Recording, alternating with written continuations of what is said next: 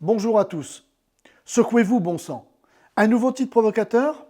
Pas tout à fait, car je vais être réellement désagréable avec vous aujourd'hui. Si j'ai pété un câble? Non. J'ai seulement envie de vous aider davantage. C'est ma façon à moi de vous remercier pour tous les commentaires positifs que j'ai reçus à propos de la conférence sur la pige et le traitement des objections. Alors, vous êtes prêts à tout entendre? Prêts à vous secouer? C'est tout de suite après le générique.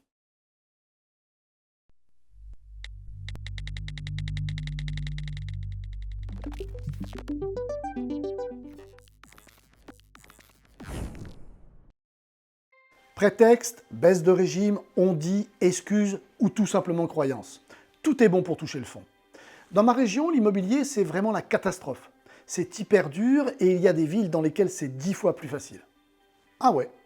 Connaissez-vous un métier qui offre la possibilité d'aller travailler dans la ville d'à côté, dans un département limitrophe, ou à l'autre bout de la France, un métier offrant autant de mobilité sans avoir à se préoccuper de changer d'emploi? Les particuliers veulent tous vendre en direct. Ça devient impossible de rentrer des mandats. Ah ouais. Connaissez-vous un métier dont la matière première est inépuisable, pour lequel chaque jour de nouveaux biens arrivent sur le marché? Un métier où même les propriétaires les plus réticents craquent après avoir tenté de vendre seuls plusieurs mois et finissent par nous confier leurs biens? Un métier où le nombre d'acquéreurs est également inépuisable, puisque le plus grand rêve des Français reste d'acquérir leur résidence principale. C'est un métier qui n'est pas sécurisant. On ne peut jamais savoir combien on va gagner d'avance. Ah ouais. Connaissez-vous beaucoup de métiers où, après avoir mis un bon coup de collier, vous pouvez rentrer plusieurs milliers d'euros d'honoraires d'avance, qu'il suffira ensuite de gérer prudemment, en bon père de famille, sans pour autant lâcher la bride, pour créer un flux le plus régulier possible de rentrée d'argent? Il y a de plus en plus de règles. La loi Allure complique notre profession. Tout devient difficile. Les clients sont de plus en plus exigeants. Les banques de plus en plus méfiantes. Ah ouais. Avez-vous envie d'un métier où tout est figé, où vous vous dites et répétez sans cesse les mêmes choses? Un métier où la routine vous endort au point de ne plus vous permettre et surtout de ne plus vous donner envie d'évoluer. Je travaille beaucoup, parfois tard le soir ou le samedi. Il m'arrive même de répondre au téléphone le dimanche. Ah ouais? Connaissez-vous beaucoup de métiers où il vous suffit de décider de prendre une journée de repos pour rester à la maison et profiter de vos enfants ou de votre moitié? Partir en week-end prolongé sans avoir besoin d'en référer à quiconque? Avez-vous oublié que vous êtes seul à décider? Vous êtes-vous seulement posé la question de savoir si vous êtes suffisamment bien organisé? J'ai énormément de visites. Je cours de droite à gauche, sans arrêt. Ah ouais, beaucoup de visites? Vous n'allez tout de même pas vous plaindre. Et si vous tentiez de les regrouper pour certains biens? Entre 30 et 45 minutes d'intervalle, c'est l'idéal. Vous gagnez du temps et évitez des déplacements.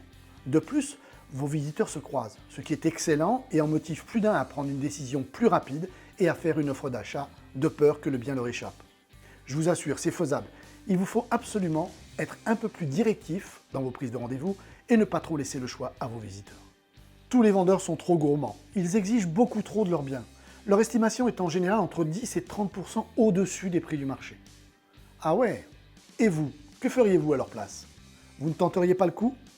Acceptez vos vendeurs comme ils sont. Cela fait partie du jeu tant qu'ils restent dans les limites du raisonnable. N'exigez jamais des autres ce que vous ne feriez pas à leur place. Soyez clair dans le montant de votre estimation et autorisez-les à tenter le jackpot sur une courte durée. C'est le meilleur moyen pour qu'ils comprennent que c'est vous le pro et que c'est vous qui aviez raison. Après l'offre d'achat, il faut encore attendre plusieurs mois pour encaisser nos honoraires. Ah ouais. Pour le coup, cette fois c'est vrai. Mais avez-vous réellement tout fait en amont pour raccourcir ce délai? Avez-vous exigé et collecté l'ensemble des documents dès la prise de mandat pour être en mesure de remettre un dossier complet au notaire dès le lendemain de l'offre d'achat? Suivez-vous et accompagnez-vous régulièrement vos acquéreurs pour les aider dans les démarches et pouvoir agir là où ça coince? Contactez-vous régulièrement l'étude de notariale pour connaître l'avancement du dossier? Mises bout à bout, toutes ces petites actions raccourciront très sensiblement votre délai. Je suis dégoûté, je viens de perdre une vente. Un de mes prospects est passé en direct ou avec une autre agence, pourtant j'avais également ce mandat. Ah ouais. Manque de réactivité de votre part? Mauvais suivi? Manque d'anticipation sur les besoins de vos acquéreurs? Allez-vous vous faire virer pour autant? Connaissez-vous beaucoup de métiers où l'on peut faire des erreurs parfois importantes sans risquer de se retrouver au chômage? Un métier dans lequel plus une erreur vous coûtera cher, moins vous aurez de risques de la reproduire. C'est ce qui s'appelle l'expérience. Et c'est grâce à elle que nous nous perfectionnons. Mon réseau n'est vraiment pas le meilleur. Mon collègue Y, qui est dans le réseau X, obtient de meilleurs résultats. Ah ouais? Prenez tout d'abord le temps de vous en assurer. Vérifiez que ce ne soit pas votre collègue qui soit meilleur que vous, plutôt que son réseau qui soit meilleur que le vôtre. Mais admettons, qu'est-ce qui vous empêche de changer de réseau et de vous mettre en route pour la ruée vers l'or qui vous tend les bras? Connaissez-vous beaucoup de métiers ou c'est vous qui choisissez la boîte et les gens avec qui vous désirez travailler? On pourrait continuer ainsi pendant des heures.